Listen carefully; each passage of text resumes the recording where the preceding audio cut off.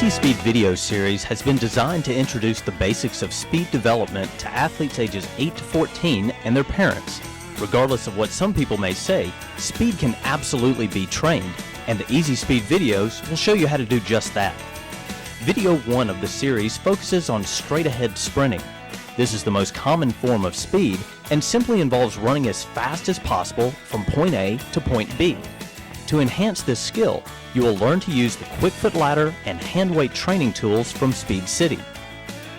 Video 2 zeroes in on agility.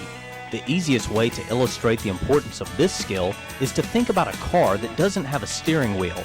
Regardless of how fast the car is, it is useless without the capability of turning around corners and weaving in and out of traffic. The same is true with an athlete. To develop agility, you will be introduced to Speed City's Sidewinder and breakaway belts.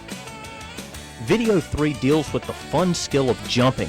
A lot of sports action takes place above the field or court, and the training tricks in this video will show you how to be part of that action. To help improve your jumping ability, this video will put to use Speed City's Jelly Ball and Mini Hurdles. You can use the Easy Speed videos in any order you wish, one at a time or all at once. To achieve maximum athletic performance, we recommend that you complete each of the 3 programs. The first tool you will use to help improve an athlete's agility skills is the Sidewinder. This device specifically targets lateral movements and consists of 2 padded ankle cuffs connected by a flexible rubber tube. There are a few points you should keep in mind when using the Sidewinder and training lateral speed. First, all lateral movement takes place from a low, flat back stance with the feet positioned slightly wider than shoulder width. Second, the trail leg is used to push the athlete, and the lead leg is used to pull the athlete in the direction he wants to move. Since neither a push nor pull can take place when the feet are directly under the athlete's body, it is vital that the athlete be reminded to always keep the feet separated during movement. Finally, as the athlete moves laterally, alternately pushing and pulling with the trail and lead legs, one foot should always remain in contact with the ground. This means no hopping. By always having one foot on the ground, the athlete is capable of reacting to and mimicking the moves of his opponent. Now that you know a little bit about lateral movement, it's time to check out some of the drills on the Sidewinder that will help you improve it.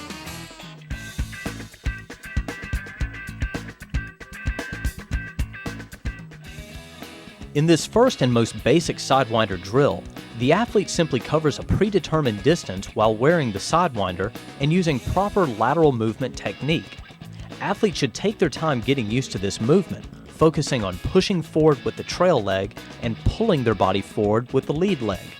Feet should stay about shoulder width apart during the entire slide, and the feet should never knock into one another. Once the athlete has completed the lateral slide, the Sidewinder should be removed and the same lateral slide should be performed free. Also, remember that lateral movement must be practiced to both the left and the right. Therefore, equal repetitions to both sides should always be performed. W slides are designed to combine lateral movement and change of direction. This drill is set up by placing a series of cones in a W configuration with 3 to 4 yards of separation between each cone.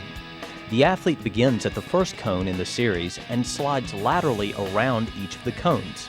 The goal is for the athlete to maintain proper push-pull lateral mechanics and to change direction as quickly as possible at each cone.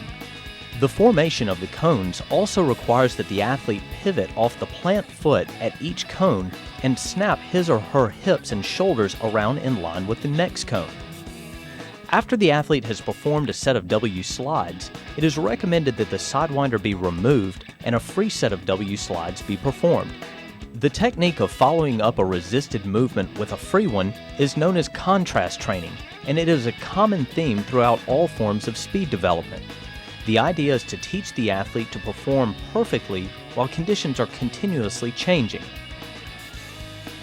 As mentioned, defensive play is primarily characterized by lateral movement. However, running a close second is an athlete's ability to quickly step at 45-degree angles. Oftentimes it is a quick first step that puts an athlete in a position to slide laterally and mirror the movements of an offensive player. Front stabs isolate the 45-degree step. The athlete should begin in an athletic position with knees bent, shoulders over the knees, back flat, and weight on the balls of the feet. Each step should be 2 to 3 feet in length and at a 45-degree angle. The athlete must make each lead step as quick and as powerful as possible to overcome the resistance of the sidewinder. Once the lead foot has come back into contact with the ground, the trail leg then snaps beside the lead leg to put the athlete back in the starting position. The athlete then repeats the motion in the other direction, with each leg reversing in its respective role. Because the sidewinder is a device that overloads the lower body with resistance and assistance, it is important that a contrasting free repetition be performed next. Lateral movement doesn't always happen in straight lines. Sometimes the athlete has to slide through a curved pathway in order to stay with an offensive player. Circle slides duplicate this movement. This drill is set up by using cones to construct a circle that is 4 to 5 yards wide. The athlete then picks a point on the circle as the starting line, faces towards the circle, and then uses lateral slide technique to move around the circle's perimeter in as little time as possible. To facilitate speed of movement, the athlete should aim to stay low to the ground and as close as possible to the circle's boundaries.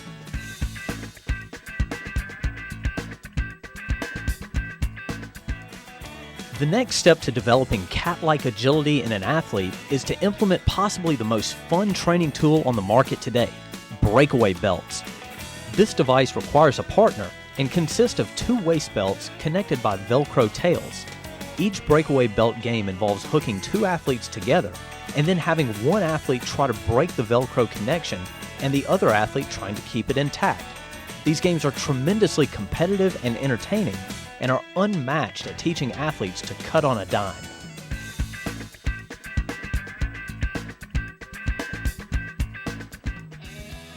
This first drill places athletes face-to-face in a game of lateral mimic. Here the athlete on the right side is going to attempt to break the Velcro connection within 5 seconds by moving laterally in his defined area. The athlete on the left will try to keep the Velcro connected by mimicking the movements of the lead athlete. Notice that cones and line markings on the ground are being used as guides for the athlete's movements. In this drill, both athletes may only slide laterally and must face one another at all times. This game forces athletes to keep a wide base where their feet are always situated just outside their shoulders. By maintaining this position, the athletes will be able to react to either their left or their right at any given time. Haulaway chase may be the best drill ever created for breakaway belts. Here we have a series of gates set up with colored cones. The gates are placed in a zigzag configuration that athletes are instructed to visualize as a narrow hallway with a bunch of sharp corners. The lead athlete starts just behind the first gate, and the trail athlete starts a step behind the lead athlete. As soon as both athletes are ready, the lead athlete may initiate the drill at any time. The lead athlete's job is to sprint through the gates as fast as possible and to create enough separation between himself and the trail athlete that the leash between them breaks. The trail athlete's job is to match the lead athlete step for step and to stay close enough that the leash stays intact.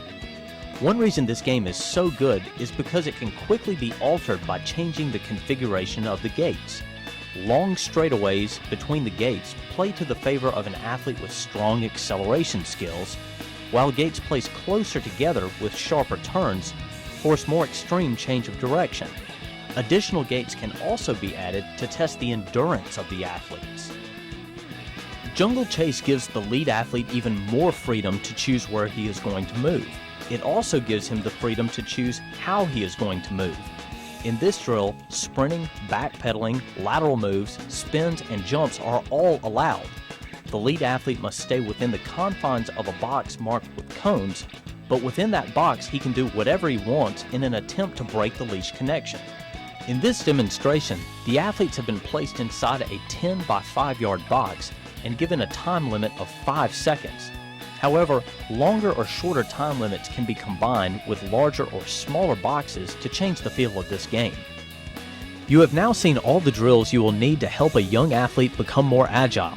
The workout card included with this video will provide you with an easy-to-follow workout progression involving the Sidewinder and breakaway belts. The workouts have been designed to be challenging but not overwhelming. If an athlete has trouble with one or two of the drills at first, encourage them to stay with it and keep trying. We've seen it 1,000 times. At some point, it just clicks with the athlete and they start looking like a pro. There's nothing more fun than youth sports, and we're confident that this training system will only enhance the experience you and your athlete have. Good luck with your training, and please contact us at Speed City if we can be of further assistance to you.